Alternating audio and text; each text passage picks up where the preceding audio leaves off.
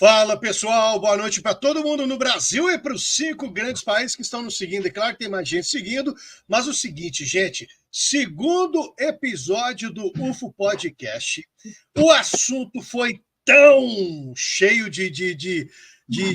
vou falar assim, não vou falar polêmica, né, Paulo? Mas teve muita pergunta, muita participação. A gente está fazendo agora a parte 2 do tema abduções em Minas Gerais, onde a gente vai encerrar esse assunto aqui. Tá legal?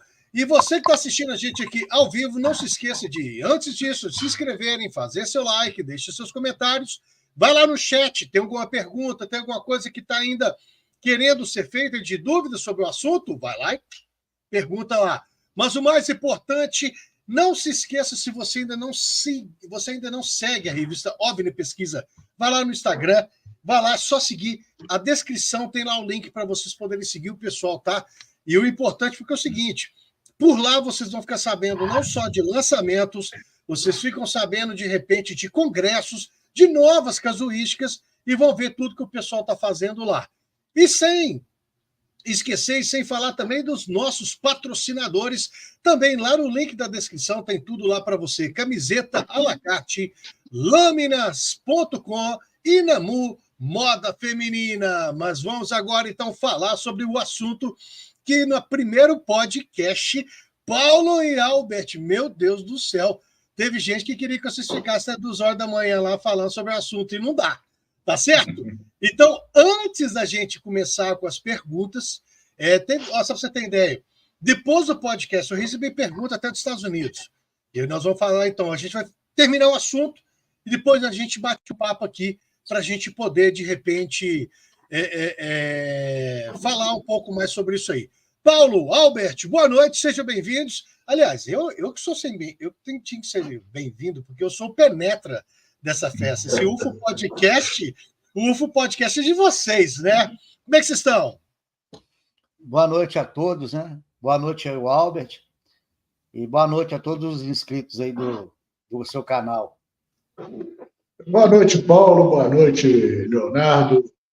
É um prazer. Leandro. Estou lendo Leandro, Leonardo, é tudo porque vira, sabe? Esses caras são. Saí bem, né? Assim. Saiu bem. Ô, Leandro, é um prazer novamente estar aqui falando com o seu pessoal e estamos aí prontos para fazer mais um podcast agradável com todo mundo e falando sobre uma coisa que nós realmente achamos que de verdade, que é a ufologia. Pois é, e hoje nós estamos com o Albert estreando equipamentos tecnológicos para melhorar a voz dele. A voz dele está até parecendo locutor agora, né, Paulo? O que é isso, né? Vamos então, Paulo. Podemos já chamar a imagem para você já dar continuidade ou você quer falar um pouquinho primeiro antes da gente chamar a imagem já? Não. É o seguinte, hoje o programa vai ser mais rápido, porque no primeiro a gente mostrou alguns casos clássicos da ufologia mineira, alguns que o Albert participou na época, né? Alguns que eu participei, e alguns que nós não participamos, como é o caso do caso Antônio Vilas Boas, né? Que ocorreu em 57, lá em São Francisco dos Sales. Aí o pessoal até me cobrou durante a semana, durante esse período, né? Mas se vocês têm que falar também de abduções de outros estados. Por que a gente focou em Minas Gerais? Porque, por incrível que pareça, os casos assim mais fantásticos de sequestros, né, realmente ocorreram aqui em Minas Gerais, né? Tem lá o caso que ocorreu em Chapecó, em 83, né, acho que é Nelson Tasca, é isso mesmo, ele faleceu em 2008, mas eu não acredito no caso dele, não. O caso dele, para mim, eu sempre... Quando eu entrei na ufologia, Leandro, eu li a revista Planeta, eu entrei na ufologia mais pela revista Planeta. Eu acho que também foi o início de muitos que estão aí hoje na ufologia. Porque era a única revista que abordava a ufologia, né? Aí, lógico, aí depois eu passei ali outras publicações, mas o começo foi a Planeta. E a Planeta, ela sempre teve uma linha muito mística.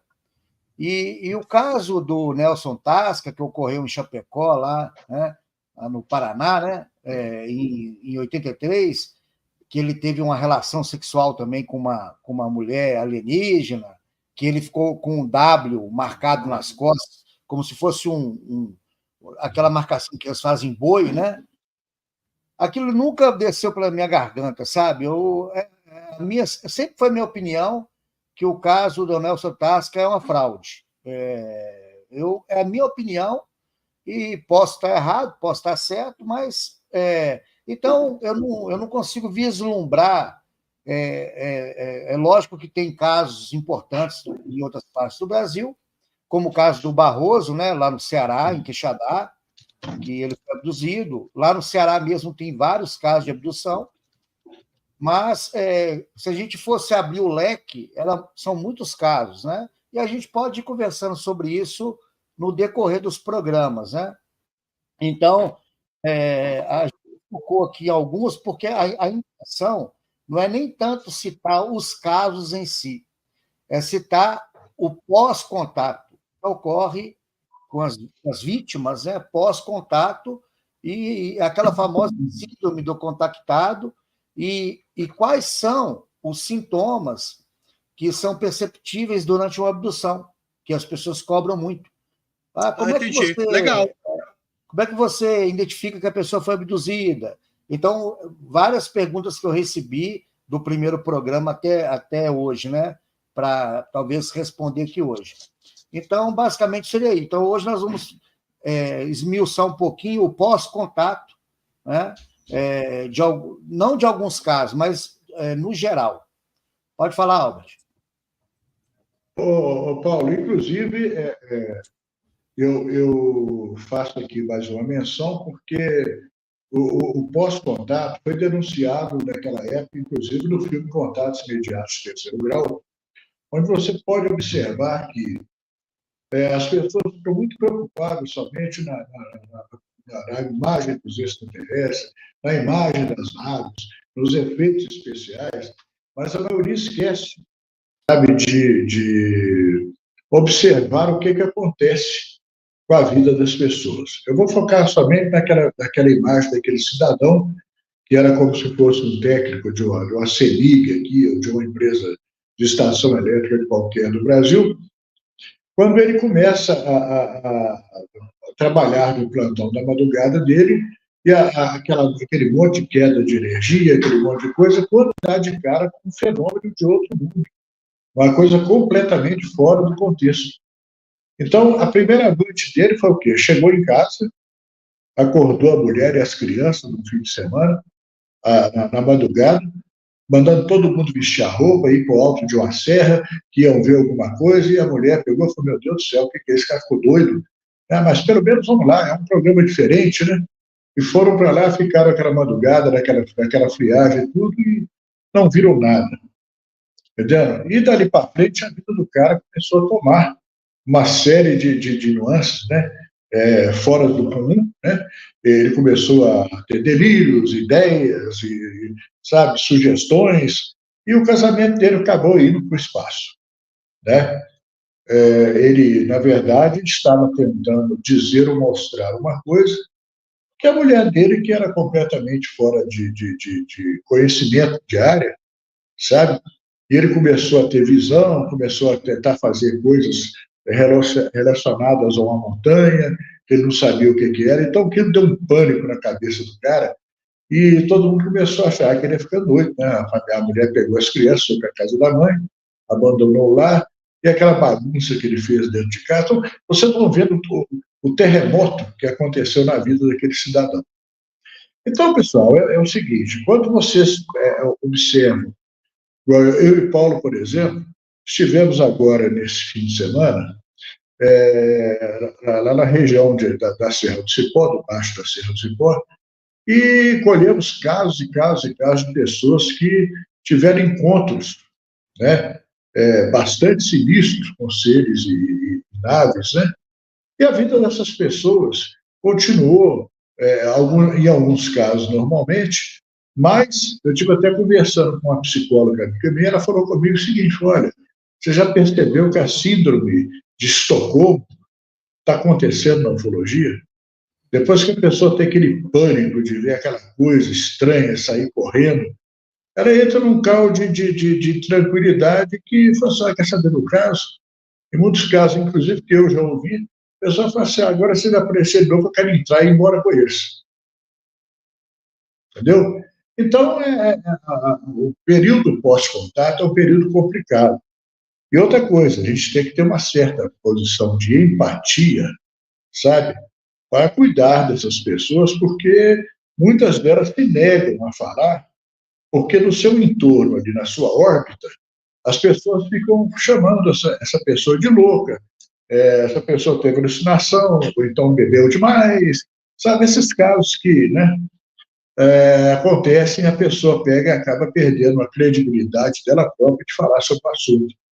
Tanto que tem lugar que a gente chega, as pessoas se negam a falar no contato porque tem medo de ser ridicularizado.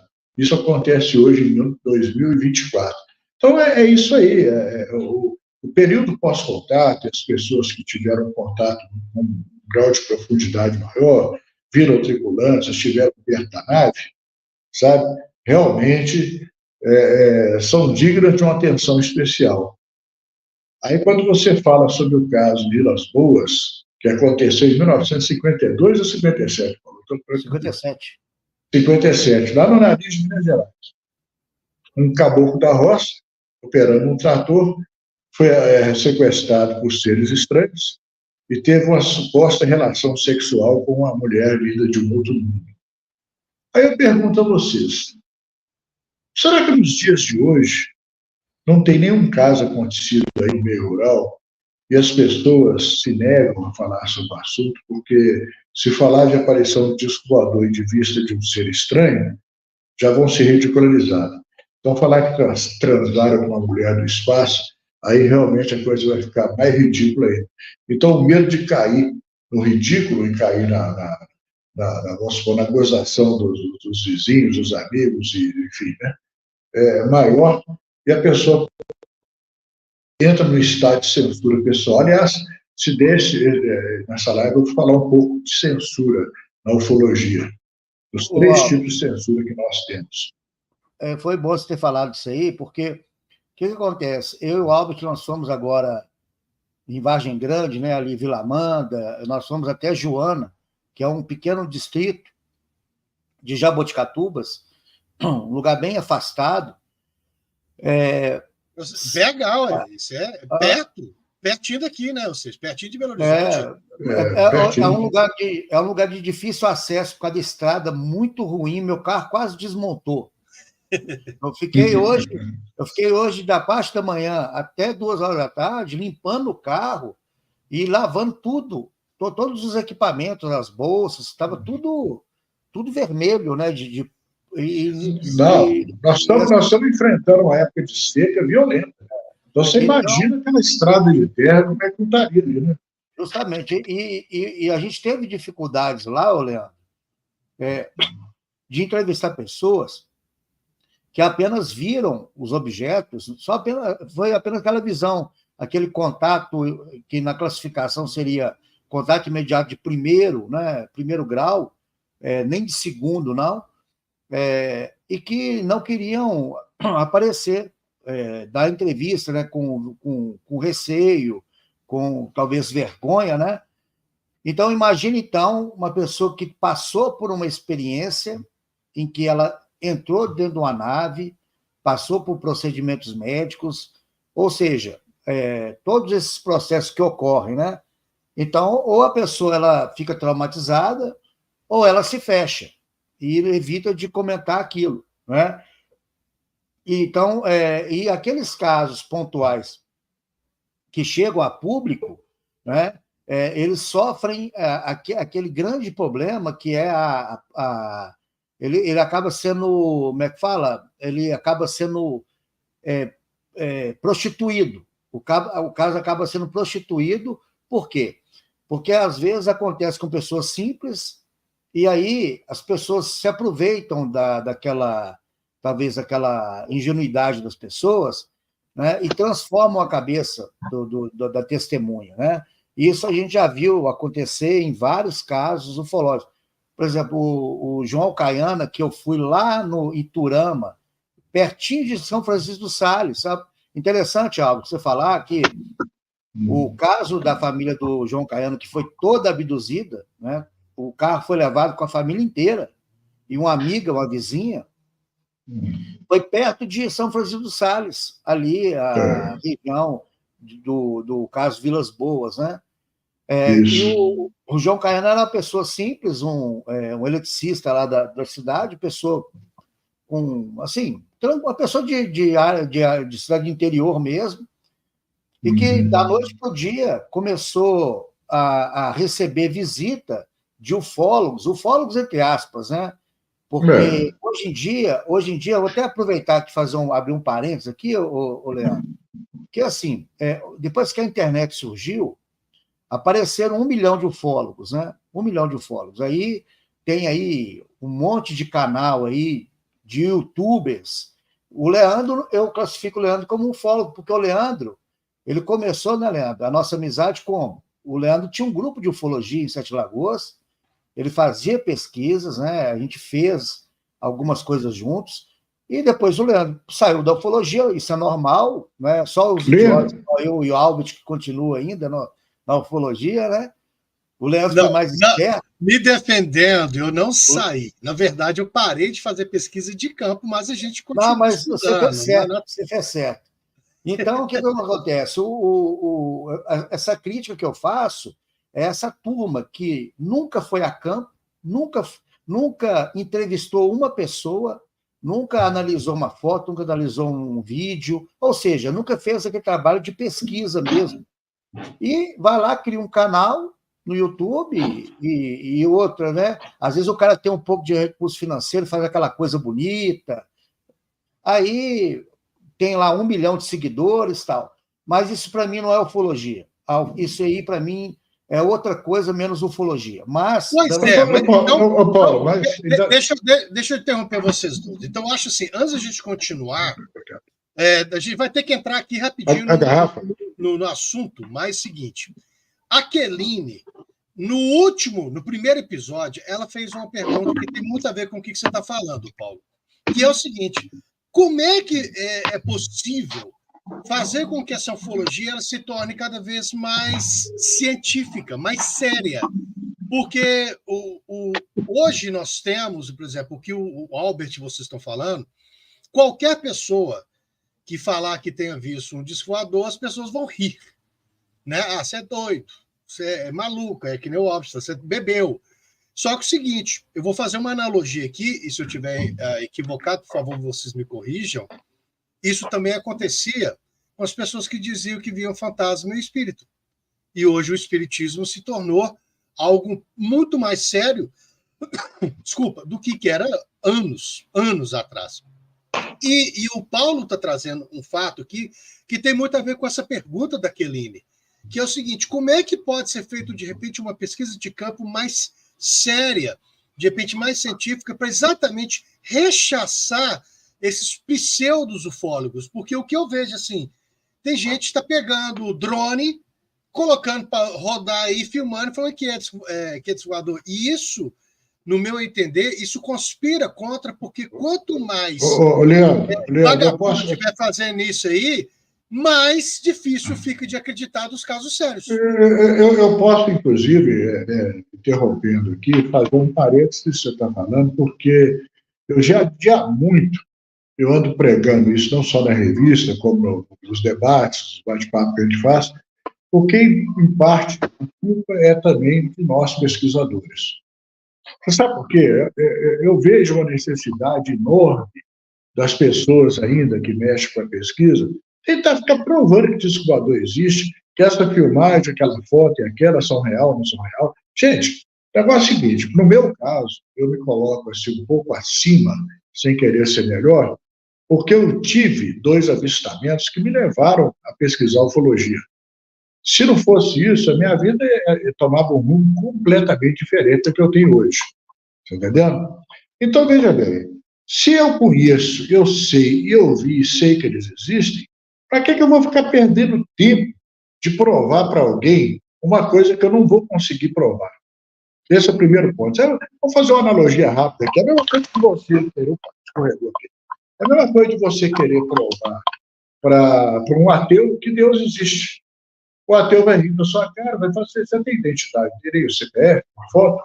Então, sabe, são coisas assim que você não fica tentando provar para ninguém, sabe? As pessoas que têm consciência plena, que sabem que o universo é uma coisa infinita e que jamais poderia existir vida somente aqui, igual 3 patetas uma vez entrevistaram o Paulo aí, tentando colocar que o universo só existia vida aqui na Terra, que a Terra... Gente, sabe, é de uma bestialidade, de uma bobagem, a gente ficar dando, só batendo palma para esses malucos dançar, entendeu?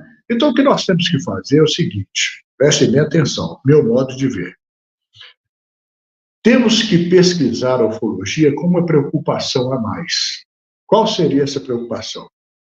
Veja bem, nós estamos, eu não canso de falar nisso, para esses seres, assim como os índios tiveram para nós na época do descobrimento. Veio pessoas do outro lado do oceano, entraram aqui nas Américas, com uma tipologia completamente diferente da dos índios, cabelo louro, cabelo vermelho, olho azul, olho verde, barba no rosto, segunda pele que seria a roupa, né? E os índios ficaram encantados com aquilo, ao mesmo tempo impressionados. Mas olha o custo disso. Mataram, estupraram, escravizaram, tomaram a terra, tomaram o ouro, tomaram a riqueza, enfim. Olha os índios de hoje. Quem são os índios para nós? Esse povo está vindo de muito longe aqui com algum objetivo. Não vem com essa que esse povo está aqui, vindo de lá para cá, para passar a mão na cabeça da gente ou para interferir no meio político-social, não tem nada a ver com eles. Você pode estar certo que eles estão aqui por um motivo. E se precisar passar por cima de nós para alcançar esse motivo, eles vão fazer. Com toda certeza. Então, a minha preocupação, sabe, é saber quem são, de onde vêm e, sobretudo, principalmente, o que eles querem aqui. Essa coisa de ficar dando carreira em campeão em área rural, não é só isso, não. Eles estão pegando pessoas na calada da noite, estão fazendo muitas experiências com essas pessoas, as pessoas caem até, inclusive, naquele lapso de memória, isso é comum na ufologia, entendeu? E levam a vida normalmente, mas se a gente investigar profundamente, eles vão tendo sonhos, vão tendo revelações que estão no seu subconsciente guardado, porque foram bloqueadas de alguma forma, uma tecnologia que a gente não conhece, sabe? Eu vou dar um outro exemplo dessa tecnologia que a gente não conhece.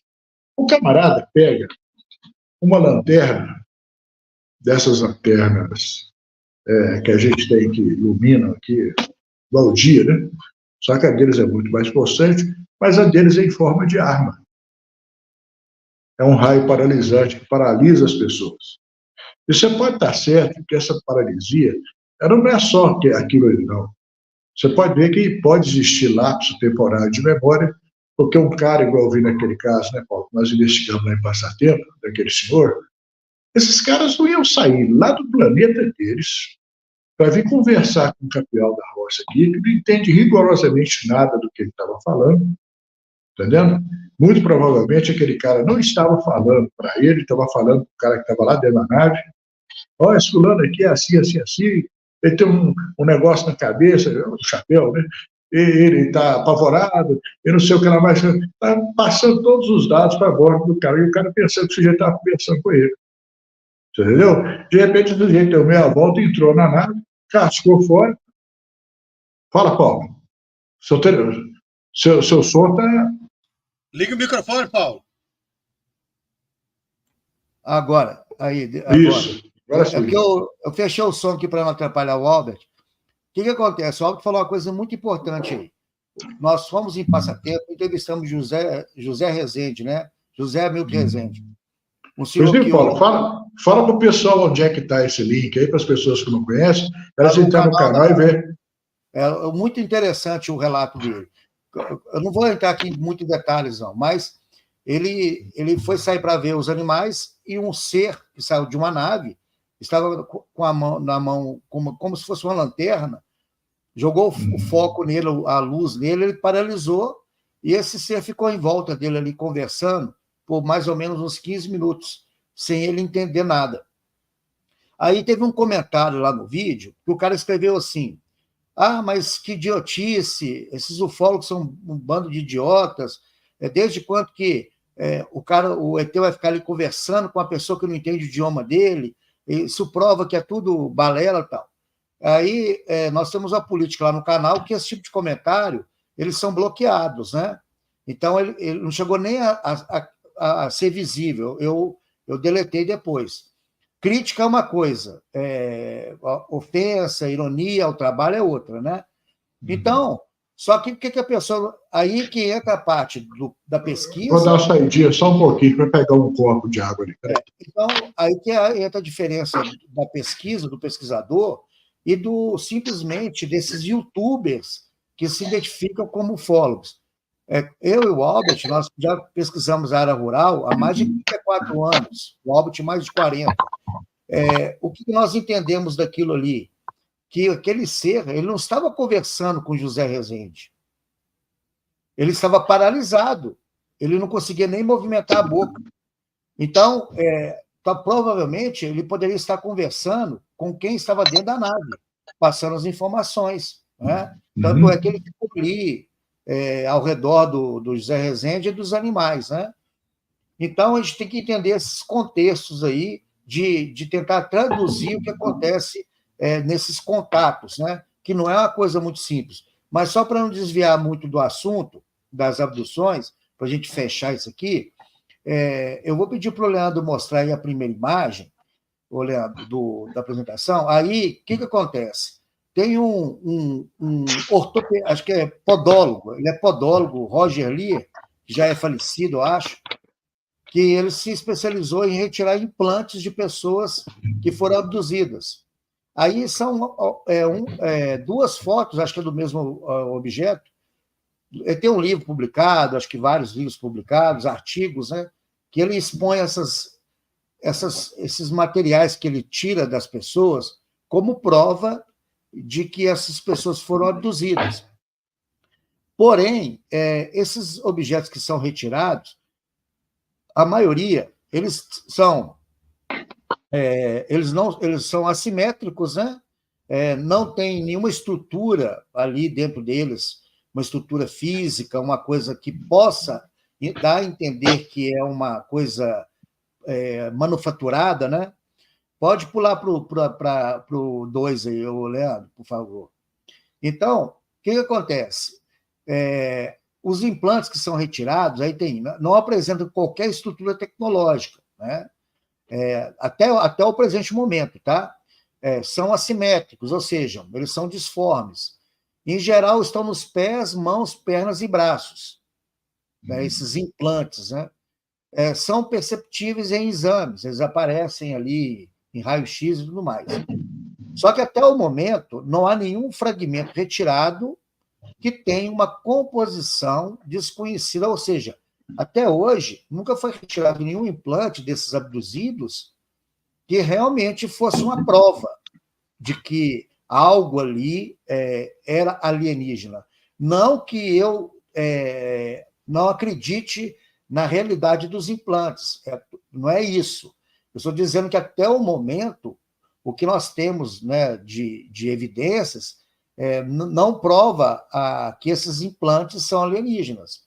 Mas eu acredito, sim, que eles possam colocar implantes. Tanto é que o Irangê Holanda, né, o que comandou a Operação Prato, ele tinha no seu antebraço um fragmento, uma coisa que ele mostrava nos vídeos, né, que realmente dava a entender que era alguma coisa. Como ele era um militar, aquilo ali podia ser um fragmento de de alguma coisa que entrou na pele dele, ou o que na medicina fala, que são eu esqueci o nome que fala, deixa eu ver se está aqui para falar.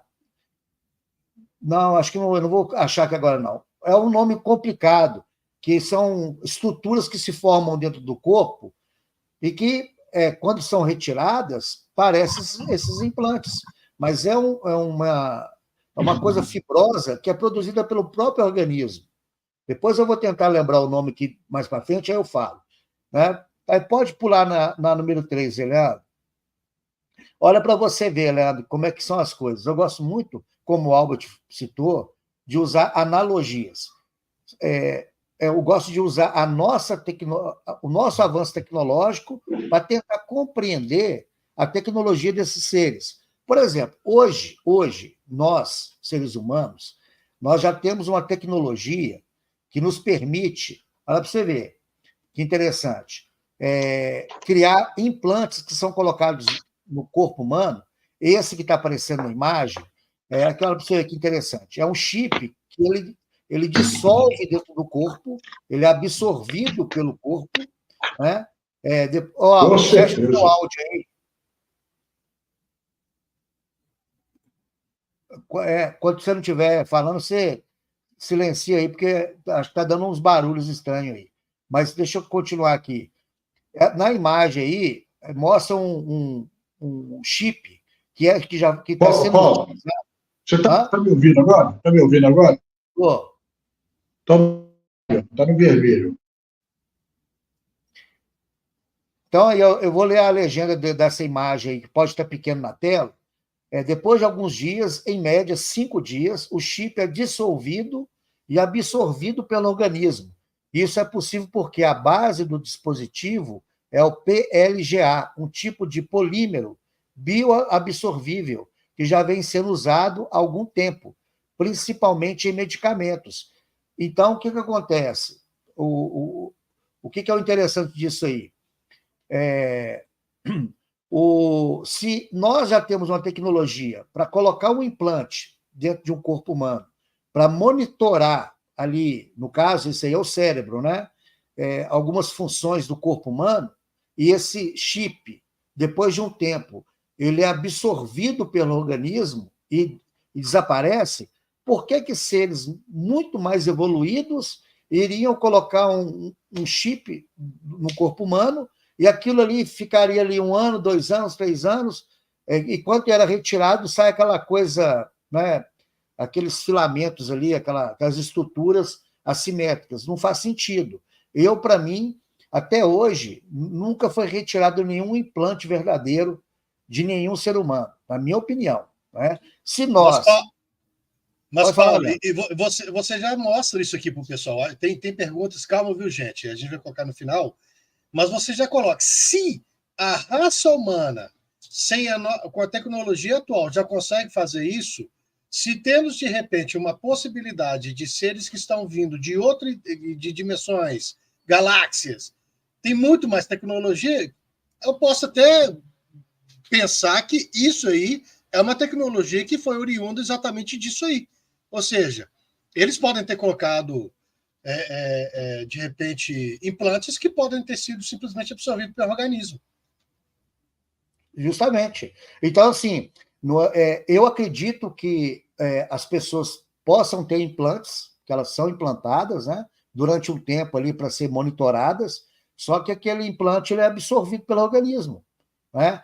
O Albert cita, né, o caso da Hermine Bianca, que a Bianca ouvia, né, a voz do Carran, provavelmente ela pode ter recebido algum implante e aquilo ali dissolveu. Tanto é que a família do João Caiana, eles foram abduzidos. Né? Paulo, mas a Bianca ela recebeu aquele implante na década de 70, final da década de 70, né? E nessa época não se ouvia falar com muita clareza a respeito de implantes, sabe? Ela simplesmente ouvia a voz dela aqui dentro do ouvido, mas não sabia como é que ela falava, que aquilo para ela era uma espécie de telepatia.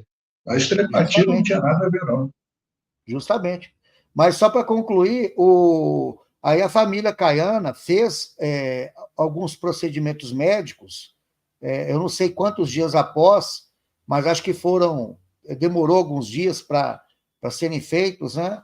E eles alegam que eles foram implantados, mas nas radiografias, nos raios-x, né, não apareceu nada. Tanto é que eu tenho cópias desses raios-x, que eu fui até lá, em Iturama, rodei quase mais de 700 quilômetros daqui até lá, que é na divisa com Mato Grosso, o Iturama, né? E então, assim, por isso que às vezes a pessoa fala que ela foi implantada, aí depois de um tempo vai fazer um raio-x, não aparece nada. Pode ser que o organismo já absorveu aquele produto, né? Aquele material, quer dizer, né?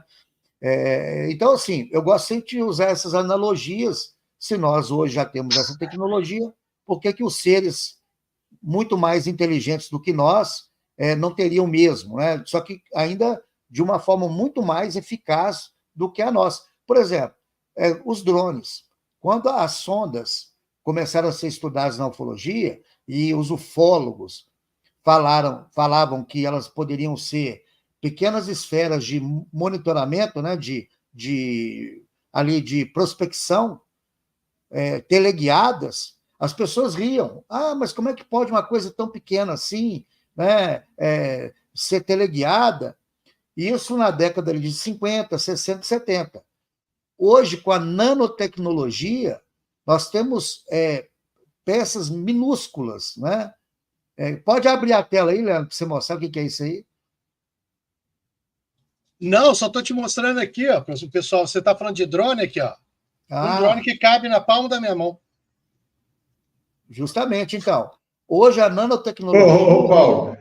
Paulo, ainda tem uma outra coisa que eu fico morrendo de rir, porque eu tive vendo testes de drones de até, vamos dizer, quase que 1 metro de comprimento de largura, um drone quadrado. Eles botaram aquilo ali, vamos dizer, a 200 metros de altitude. Sinceramente, se for falar que aquilo ali poderia ser confundido com um OVNI, um disco voador, sabe, eu acho uma piada de muito mau gosto. Está entendendo? Que parecia um enxame de abelha. O sonho ainda chegava ainda como um enxame de abelha, um enxame marimbondo, né? E aquela coisa desaparecia praticamente naquela altitude. Você poderia perder tempo de colocar uma lâmpada ou uma luz ali, ia consumir muita energia, porque a bateria do drone ela dura muito pouco. Você entendeu? Então, sabe, essas explicações estapafúrdias que conseguem ser mais ridículas que na própria narrativa do fenômeno, Albert, sabe? Me deixa ali. Albert, aproveitando que você falou aí de desculpas, né, esfarrapadas, só para não perder o fio da meada, saiu um estudo da Universidade de Harvard, né, que os psiquiatras, né, os psicólogos de lá, na verdade, os psicólogos, né, eles estudaram alguns casos de abduções, né, e falaram que eles podem ser classificados dentro daquilo que eles entendem como distúrbios de sono, né, ou crença emocional. Ou seja, são pessoas que são levadas a acreditar que foram abduzidas por interferência de filmes, de literatura. Só que esses psicólogos de Harvard são os imbecis, entre aspas, por quê? Porque eles estão estudando uma fatia do fenômeno, uma pequena fatia do fenômeno, que está localizada ali no século XXI. Paulo, eles esqueceram, né? Paulo, ainda além de tudo, sabe, tem uma coisa que me deixa invocado na vida com esse troço, porque, assim como eu falei há pouco tempo atrás aí, sobre essa necessidade que os pesquisadores ainda têm de ficar mostrando, vocês estão vendo essa foto aqui? Essa é autêntica. Vocês estão vendo essa filmagem aqui? Essa sim, sabe? Que besteira. Isso não prova nada. Qualquer sujeito que tenha hoje um pouco de tecnologia de informática consegue fazer imagens mirabolantes, sabe? Então, só uma besteira. E outra coisa que eu fico impressionado, já que você falou sobre Harvard, eu fico vendo a ineficiência, a estupidez, a ignorância, a burrice dos pesquisadores de hoje em dia, sabe? Que ainda ficam confiando em NASA para provar que o disco voador existe. Ficam lá sentados esperando, de bracinho cruzado, tremendo. Os 16 imbecis da NASA, que nunca pesquisou ufologia, que se diga, sabe? A NASA não foi criada para isso. Entendeu? A NASA nunca foi criada para isso. O J. Lohan falou no Congresso de Brasília, sabe, dizendo o seguinte, abre aspas, olha, Tudo que se disser que a NASA fez, a NASA faz, a NASA tem, a NASA fala, é mentira. É um bom indício de mentira. A NASA não foi feita para isso. Quem cuida disso são elementos do governo americano bem mais secretos, como a CIA, o FBI, a NORAD, irará. Não fica com esse negócio de NASA, não, que NASA é para a construção de projetos aeroespaciais encomendados pelo governo dos Estados Unidos. Ponto. Então, até hoje, imbecis, inclusive na nossa revista, não vou citar nome, não, sabe? Estão lá igual bobo, esperando, né? Esperando o pessoal falar que vai existir disco voador. Então, quer dizer que enquanto a NASA não falar e não admitir, então o disco voador não existe. Mas, tem outra coisa. Peraí, Paulo, não ajuda aí, não. Olha, eu estou de saco cheio disso, é por isso que às vezes eu penso em abandonar a ufologia, que é igual eu te falei, eu sou um ufólogo analógico, eu estou na era da válvula e quero continuar nela. Enquanto o pessoal quiser ficar aí nos teclados, batendo o dedinho, inventando teoria e tentando desmistificar casos mais do que autênticos e pesquisados, pesquisadores mais sérios e honestos, sabe? Fica aí tentando inventar, sabe, criar invencionice, sabe? Olha, me tira fora disso. Não. Deixa eu continuar aqui. Vai lá. Então, Leandro, o que acontece? E também falaram que seria paralisia do sono, né? Os psicólogos lá de Harvard. O interessante é que eles se atêm a casos que, aqui, século XXI, final do século XX, eles esquecem de que o fenômeno ele não é somente aquela coisa ali de uma crença, né? De uma falsa memória, de uma paralisia do sono. Nós temos casos bem documentados, como é o caso do soldado José... Como é que é o caso bebedouro? José Antônio da Silva. O José Antônio da Silva, que foi abduzido aqui de Matosinhos e foi aparecer no Espírito Santo, não é? Ele foi com um sonâmbulo daqui lá. Então, ele foi dormindo daqui de Matosinhos até o Espírito Santo. Quer dizer, aqui eu não vou entrar em detalhes em vários outros casos que tem lapso de tempo, que o caso Hermínio e Bianca, o carro deles desapareceu de Matias Barbosa e foi aparecer em Lafayette, 200 quilômetros de distância. E eles percorreram essa distância em menos de 1 hora, 40 minutos, praticamente. Né? Então, eu só quis citar aqui, Albert, esse ponto, para mostrar como a academia, como os cientistas, os céticos, eles veem a coisa de uma forma muito rasa. Não é dessa forma, né? E outra coisa, o Albert citou, a revista OVNI Pesquisa, até hoje, em nenhum momento ela estampou assim, agora está provado, vamos provar que... Não, nós sabemos da realidade do fenômeno, nós sabemos, a gente não precisa de ficar tentando provar nada, não, entendeu? Pode falar. O problema nosso é o seguinte, é que nós ainda estamos... Eu não, porque eu já passei dessa fase, sem querer ser melhor do que ninguém.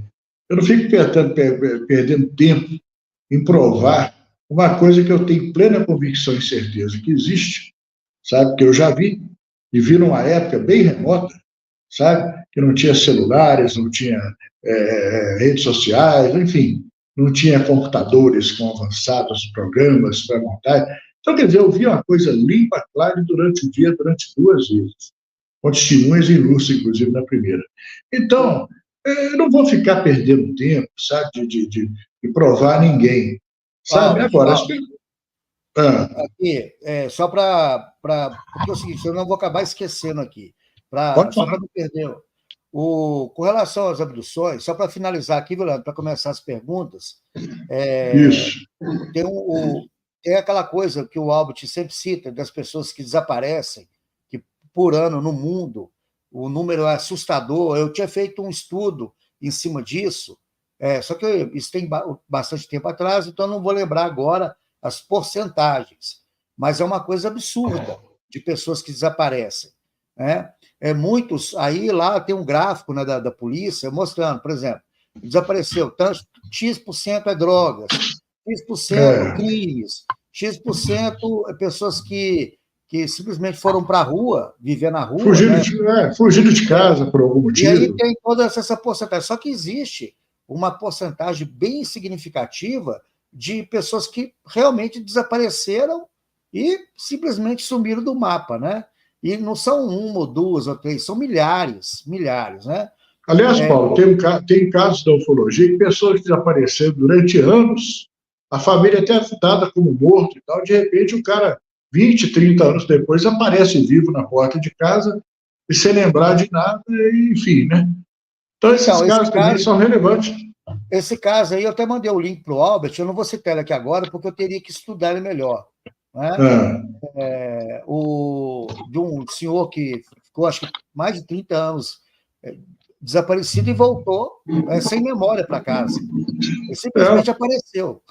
Né? Mas, com relação à memória, só para a gente fechar aqui agora a última coisa aqui, da memória que é apagada. Tanto é que o Carran, ele deu um líquido para a Bianca, para ela beber, para ela esquecer sobre o contato, e ela não quis beber. Aqui, a Bianca falou, inclusive, que por educação ela quase tomou aquele líquido. Só que ela perguntou para o Carran, olha, deixa eu desculpar, mas aquele líquido que você me deu quando nós nos vimos a primeira vez, sabe, era tão ruim, mas tão ruim que eu quase vomitei. E esse líquido está parecendo a mesma coisa. E o Carran comentou com ela, falou, não, esse líquido aqui é para você esquecer tudo o que aconteceu, sabe, com você e nós aqui nesse tempo todo, para você não ter que passar nenhum tipo de sabor na sua vida, porque sua vida vai ter um contorno completamente mudado depois disso. Ela pegou e falou assim, não, você falou que uma das coisas que vocês não abriam mão, sabe, é do nosso livre-arbítrio. Então, se o livre-arbítrio é esse, eu quero lembrar de tudo que aconteceu, ipsis literis, desde o início até agora. Então, teve o caso do Plínio Bragato, que eu pesquisei em Valadares, né, que foi abduzido, que ele bebeu um líquido dentro da nave. O caso do José Antônio da Silva, o caso bebedouro, ele também bebeu um líquido dentro da nave, inclusive esse líquido foi detectado numa análise que foi feita, né?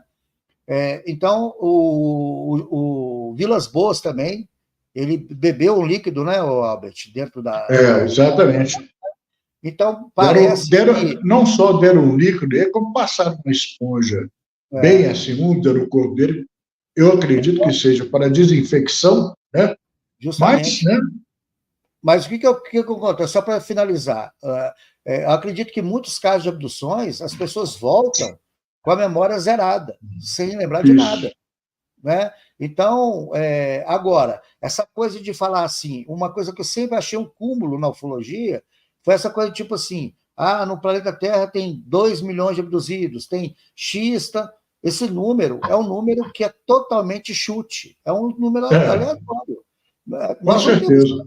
Nós não temos como mensurar isso, apenas que, realmente, esse fato ocorre. Agora, com que frequência, com que quantidade, né? Com que volume, isso talvez nós nunca iremos saber. Mas, Leandro, você estava falando que tem perguntas aí? Temos, mas não, vamos. Primeiro aqui, eu já estou falando para o pessoal que tem algumas perguntas acontecendo aqui. Vamos encerrar. Não, vou encerrar a apresentação e a gente deixa só as telas abertas, eu acho que fica melhor. Beleza, pode passar então o próximo slide aí. Eu só queria convidar o pessoal que, se for uma pesquisa que eu e o Albert fizemos agora, nesse final de semana, que vão ser em 3 partes, né? Eu postei a primeira, que é uma pesquisa que nós fizemos em Joana, aqui na Serra do Cipó, muito interessante, uma região riquíssima de contatos, né? Local que foi palco de casos, igual o caso Hermelindo, que ocorreu em 76, em que ele lutou com ser alienígena, né? Entre aspas. Tem lá onde o Hermínio e Bianca fizeram um sítio. É uma região ali que acontece casos desde a década de 60 e continua até hoje, né, Albert? A gente foi agora e os casos continuam ocorrendo. Continua ocorrendo, e casos assim, de 1 mês, 2 meses atrás, tem casos até de dias, né? Justamente. O Tião falou lá que teve uma festa que eles fizeram lá, festa da roça, aquelas festas, né, onde o pessoal se reúne em determinado lugar, uma determinada casa, quando de repente uma luz fortíssima apareceu ali na região, e clareou tudo e tal. Então, quer dizer, são casos que estão acontecendo ainda. Eu até brinquei com o Paulo, eu estava falando com o Tião lá, que, nossa, se alguma coisa quando a gente aí não voltar, você pode estar certo, tem coisa lá em cima, viu? Porque o pessoal lhe fala com uma desenvoltura tão grande e com a naturalidade tão grande que a gente fica assim assustado o grau de aparecimento, né, do fenômeno. Pode passar. Pode passar, depois eu entro nessa parte. E é um convite aí para quem está assistindo, né, do congresso, nosso segundo congresso de ufologia, que vai ser no Shopping Monte Carlo, em Betim, do dia 20 a 22 de setembro, a sexta-feira, que a abertura é gratuita. Quem entrar lá no site da revista OVNI Pesquisa, faz lá seu cadastro para poder participar. Vai ter a presença do Edson Boaventura, do Renato Azevedo, né, do cabo Hamilton Rabelo, que fotografou os OVNIs em Cláudio, a minha presença do Albert, o Antônio Faleiro, o José Estevão, né, e outros convidados que vão comparecer. O Edson vai trazer um material de São Paulo para expor lá no evento. Também nós vamos levar nosso material para exposição, e vai ser um evento muito legal, o nosso segundo, e eu conto aqui com a participação de todos os convidados, os inscritos aqui no seu canal, Leandro, inclusive com a sua presença, viu? Você pode tratar de aparecer lá. Não, vai ser intimado sob o conselho da polícia atrás dele e levar ele até lá. Hein? Jesus Cristo, olha só para você ver. Não, vou com certeza. Já estamos conversando já, né, Paulo? Nós estamos conversando. Uai, isso aqui terminou? Terminou. Uai, então peraí, vamos colocar aqui na posição de novo aqui. Ô, Albert, isso, acerta a sua posição. Isso, Albert. Tá de novo. Gente, olha, eu estamos com algumas perguntas aqui. O que eu vou fazer? Eu vou colocar as perguntas aqui no ar aqui. Só tem uma que, se você me permite, Paulo, eu vou respondê-la e aí a gente passa para outra que é da coisa. Pode, o Yuri, manda ver. O Yuri está perguntando, Yuri França, se existe algum grupo de pesquisa aqui em Uberlândia, no Triângulo Mineiro. Ô, Yuri, a melhor forma de você saber isso é entrar em contato com o Paulo e com o Albert pela revista OVNI Pesquisa, seja ali no Instagram, né? Porque automaticamente vocês com certeza têm um contato com todos os grupos do Brasil, né? Leandro, eu já fiz uma palestra em Uberlândia, no campus Ubarama, no campus Santa Mônica, há muito tempo atrás. Sabe, agora, eu tinha bons amigos aí, por exemplo, o Rogério Ochoa, né, que hoje está nos Estados Unidos, e a Ivone, o doutor Simval, sabe, a esposa e tal. Grandes amigos, mas isso aí foi lá pelos anos 80. Agora, atualmente, em Uberlândia, sinceramente, eu não conheço. Já fica para todo mundo que estiver assistindo a gente, porque tem muita gente que assiste a gente após, né, o inscrito. Se você é de Uberlândia ou região de Uberlândia e sabe se tem, de repente, um grupo ufológico, gente, entre em contato com o Paulo e com o Albert lá na revista OVNI. Aqui, ó, vou colocar para vocês aqui o banner. Aqui, olha, tá lá. Na descrição também tem. Entre em contato, sigam a revista OVNI Pesquisa lá no Instagram, que é um lugar bem legal para vocês poderem, de repente, aí, estarem atualizados, né? Na realidade, Leandro, é só para concluir, nós temos 3 associados que fazem parte do grupo de associados da revista OVNI Pesquisa, que são de Uberlândia. Então, se ele quiser fazer parte de algum grupo, ele pode se associar também à revista OVNI Pesquisa, que ele vai receber todo o suporte. Ótimo! Né? Nós temos um manual de pesquisa. Quer dizer, ele passa ali a participar das nossas conversas no grupo fechado dos associados. Né? Então, fica o convite para ele aí. Vamos lá, então, para a nossa primeira pergunta. Vini, Vidi, Vinci. Meu Deus do céu, nós temos pessoas em latino seguindo aqui. Será que o fato dos implantes serem de composições conhecidas, por exemplo, seria uma forma dos seres evitarem matérias que causam reação no organismo, por isso usem elementos do meio humano, ou meio, de repente, terráqueo, né? É complicado, porque, só respondendo rapidamente, né? Se é um implante bio, né, ali, né? Fala que ele se desintegra ali dentro do corpo humano, né? Provavelmente, até hoje, ninguém nunca conseguiu analisar nenhum material desse. Os que já foram retirados até hoje não mostram nada que seja realmente de uma tecnologia fora da Terra. E se os que foram retirados realmente são implantes alienígenas, como ele falou na pergunta aí, às vezes eles usam materiais que nós temos aqui para evitar uma reação, né? Como é que fala quando o corpo não aceita? Rejeição, né? Rejeição. Então, eles vão usar o material que tem na Terra, né, para evitar a rejeição. Só que o que foi encontrado até hoje não é classificado como nenhum tipo de tecnologia. Esse que é o problema. São ali coisas disformes, assimétricas, e que não apresentam nenhum tipo de estrutura inteligente. Esse que é o grande problema, entendeu? Então, até hoje, eu acho que fica esse vazio aí de evidências sobre os implantes, entre aspas, alienígenas. Top. Vamos à segunda pergunta aqui. Cristiano, lá dos Estados Unidos, isso aí, tá? Esse é um ex-integrante do grupo Geus de Sete Lagoas. Considerando implantes e nanobots, esse cara já está começando a misturar coisas já. Olha só para você ver. Poderíamos especular de que o estudo feito por implantes não seria uma forma de talvez controlar no futuro? Eu acho que ele está trazendo isso aí já meio do que os governos estão aprendendo com os possíveis implantes extraterrestres. Pode falar, Aldo. Você vê que, por exemplo, o Elon Musk aí já está tentando implantar coisas no cérebro das pessoas. Você está vendo que existe uma série de pesquisas. Eu acredito que os russos, chineses, os próprios americanos, eles têm pesquisas muito avançadas secretamente nessa área, e você pode estar certo que o comando, quando ele se torna necessário, obrigatório para eles controlar a cabeça das pessoas, isso eles vão fazer. Os nazistas já tentaram fazer isso durante várias vezes, entendeu? Então, não seria agora a gente poder descartar essa possibilidade, sabe? Eu acho que nós usamos hoje implantes para no gado ou nos animais para localizá-los, ou nos oceanos, ou nas selvas. Tudo. Eu acho que isso aí eles já fazem com a gente há muito tempo, sabe? Isso tudo é uma questão de tempo.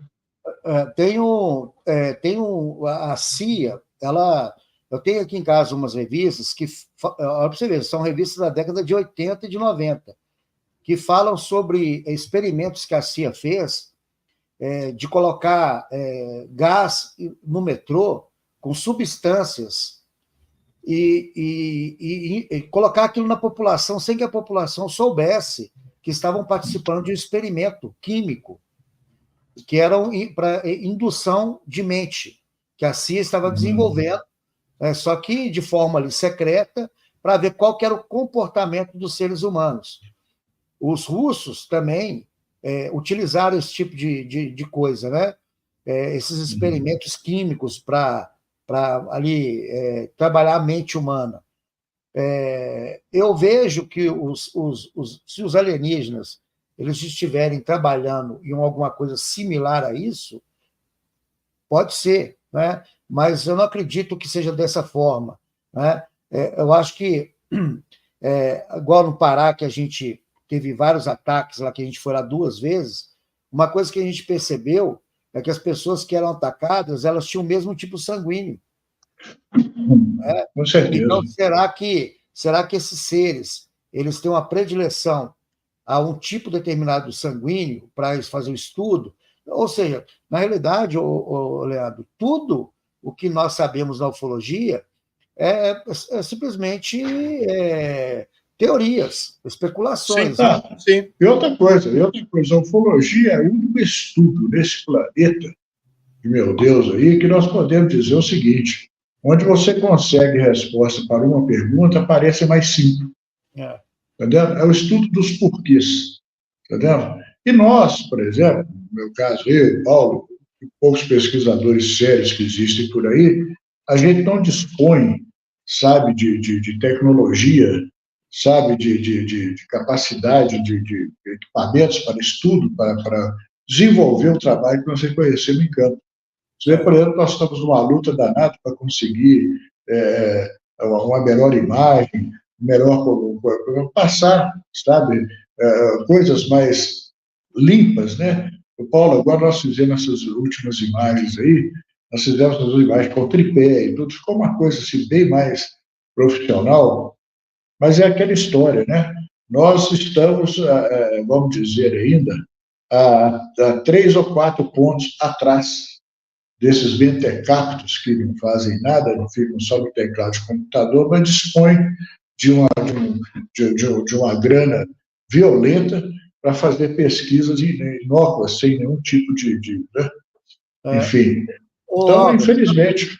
Só para não esquecer aqui, quando você estava falando aí, Albert, eu até lembrei que o estudo sobre o controle da mente humana, as pessoas podem achar que é brincadeira, mas isso vem sendo estudado pela CIA e pela KGB, né, a extinta KGB, desde o começo do século passado, sabe?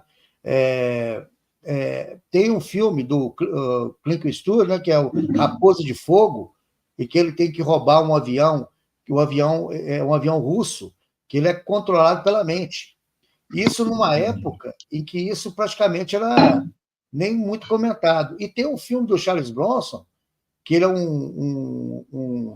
é um agente russo chamado Telefone, em que as pessoas foram colocadas nos Estados Unidos e elas, através de uma frase, elas passam ligam o negócio no cérebro delas e elas passam a agir como se fossem autômatos, né? Ali, como se estivesse obedecendo uma ordem ali específica. Então, o controle da mente sempre foi um objeto de estudo dos governos, né? O controle da mente. Então, se nós fazemos isso, obviamente, esses seres que são muito mais evoluídos do que nós também podem fazer da mesma forma. Olha, essa coisa eu estou vendo essa pergunta aí de ratos de laboratório, eu não sei quanto a você, mas eu não me considero um rato de laboratório, não. Muito pelo contrário. O Faleiro usou uma analogia lá no Congresso que nós somos formigas, né, que eles podem chegar e pisar sobre nós. Eu digo, não. Não vem com essa não, tá? Essa coisa de vilificação da raça humana é uma das coisas tipicamente do complexo vira-lata que o ser humano ainda tem perante eles. Você entendeu? O mesmo avanço tecnológico que eles podem ter na nossa frente é o mesmo que os historiadores, os conquistadores tiveram aqui na época dos índios. Pode estar certo de uma coisa, companheiro. Você pode levar uma metralhadora e com uma rajada você matar 30 índios. Mas se você levar uma flechada, você morre. É uma arma primitiva, mas funcional. E outra coisa que vocês devem entender é o seguinte: nós estamos em um processo de avanço contínuo. Você pode estar certo, eu vou falar uma frase aqui que aquelas meninas lá de Areado gostam muito, a Melia e a outra, a Jéssica, né? É o seguinte: disco voador não nasce em árvore. Tá? No planeta deles, eles tiveram que, para chegar ao grau de tecnologia que eles têm hoje, passar por todos os graus que nós passamos. Tá? Não pensa ninguém que esse pessoal já nasce sabendo, não. Sabe? Eles tiveram que evoluir, tiveram que ter combates, guerras, tanto que eles têm armas. Se eles têm armas, então é porque eles se defendem de alguma forma, de alguma coisa ou de alguém. Tá? Não vem com esse papo furado, sabe, essas coisas de vilificação da raça humana, que nós somos um bando de ratos de laboratório. Conversa fiada. Conversa fiada. O que esse povo vem fazer aqui? Procurar o quê? Qual que é o objetivo deles? É isso que nós precisamos saber. Agora, se você quiser continuar sendo rato de laboratório, aí é um problema seu, companheiro. Eu conheço casos da pesquisa que estão dignos de rir, de dar risada, de tão imbecis que são. Tem pessoas que, durante a década de 80, se tivesse um braço amputado como ser extraterrestre, faria até como grau de louvação. Está vendo esse braço aqui? Ó? Não foi quebrado por qualquer pessoa, não. Foi um ET que levou. sabe? Então, sabe, essas coisas aí, para mim, não colam, não, tá? Eu Não, acho que nós só para devemos encerrar, ser, Albert, só para né? encerrar o que você falou aí. Eu penso só o seguinte: tudo que, na minha opinião, é tecnológico, que é manufaturado, ele pode sofrer avarias. Por mais, Claro, claro. por mais tecnológico que ele seja, né? Tanto é que, por exemplo, as primeiras sondas que foram enviadas para o espaço, lá no começo da década de 60, elas davam problemas. E hoje, as que são feitas com uma tecnologia muito superior, elas continuam dando problemas, né? Continua dando problema, Então, exatamente. então, é justamente isso. Essa pergunta aí do Yuri France, né? Eu vou evitar de responder por dois motivos.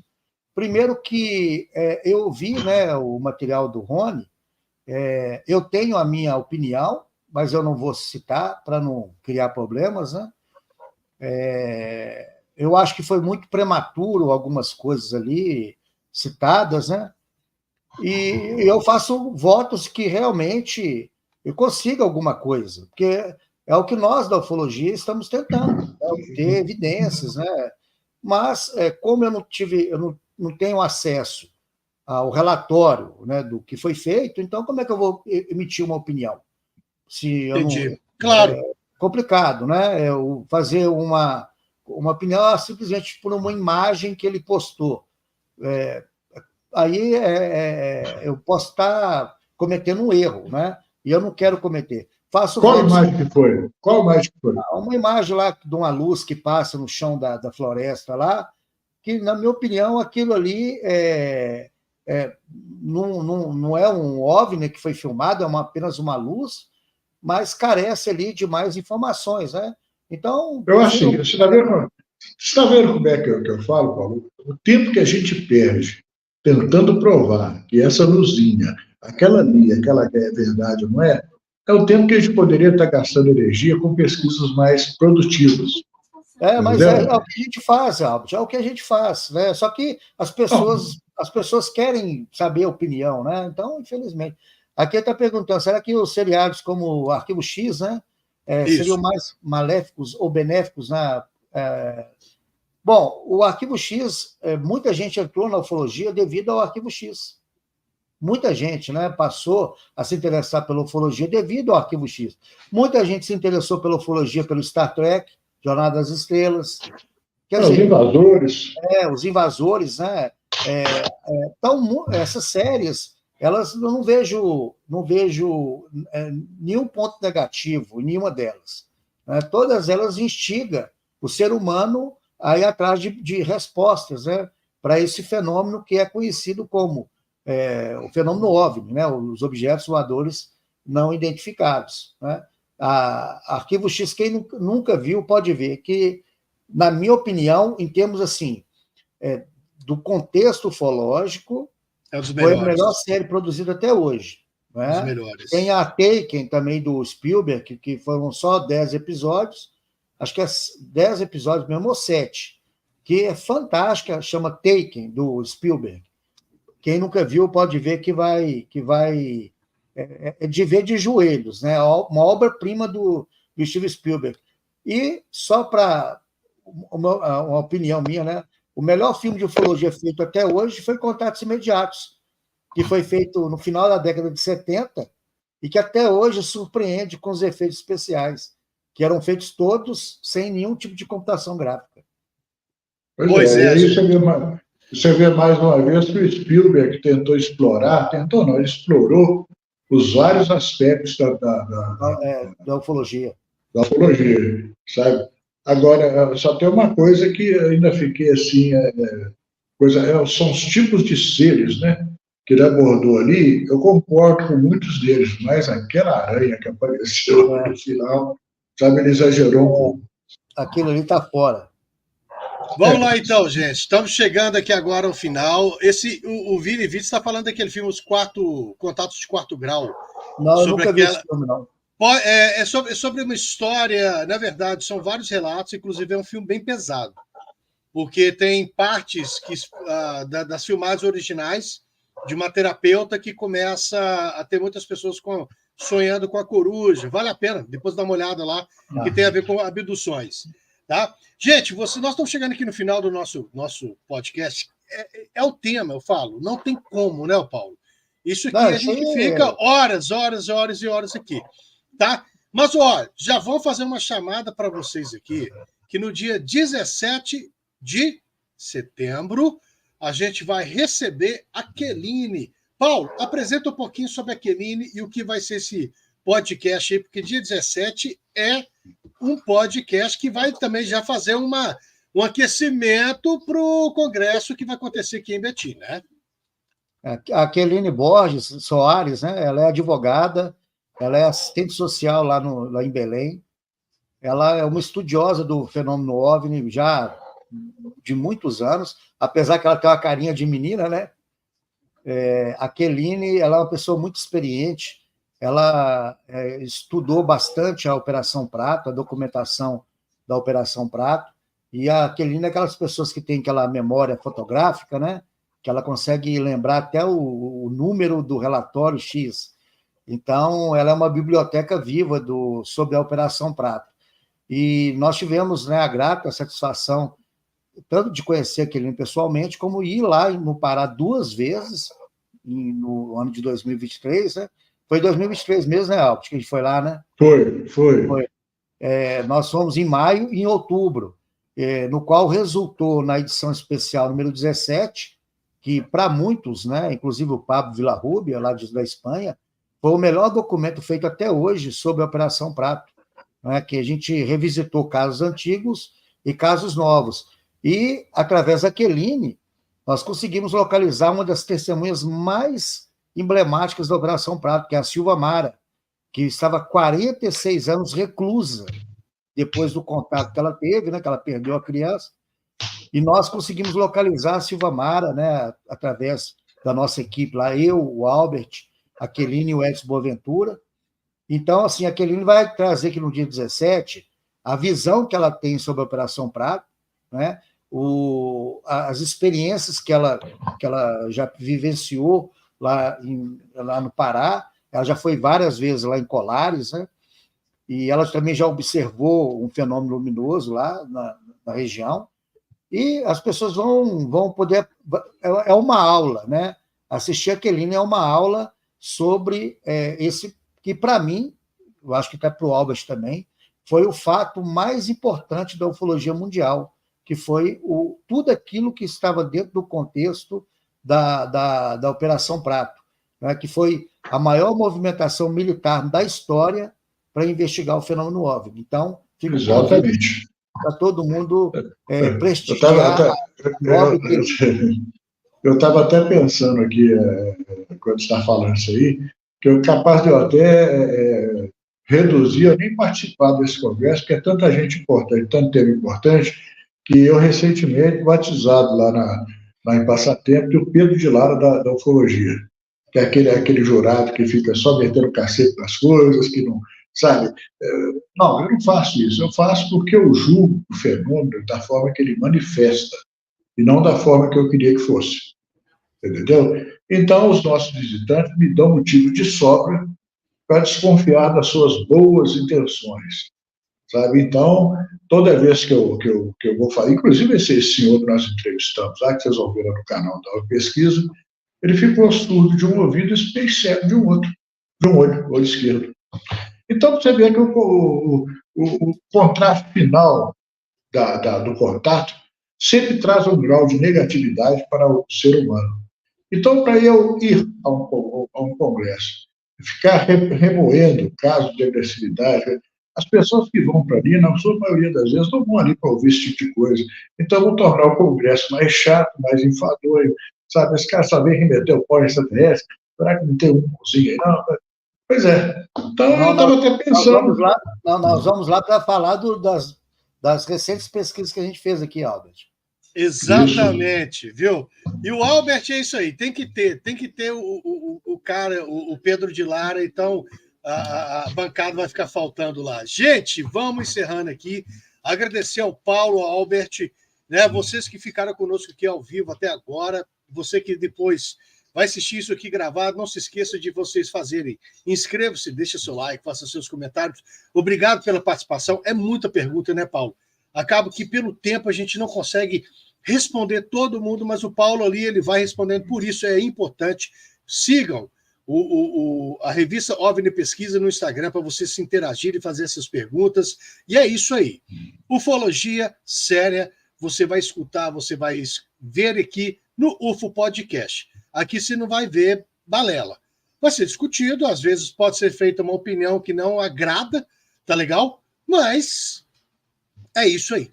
Tá legal? Você que ficou conosco, até dia 17 no próximo episódio do UFO Podcast. E a gente volta no próximo episódio com a Aquilini falando sobre a Operação Prato. Até mais. Valeu. Tchau, tchau. Boa noite. Um abraço a todos. Abraço.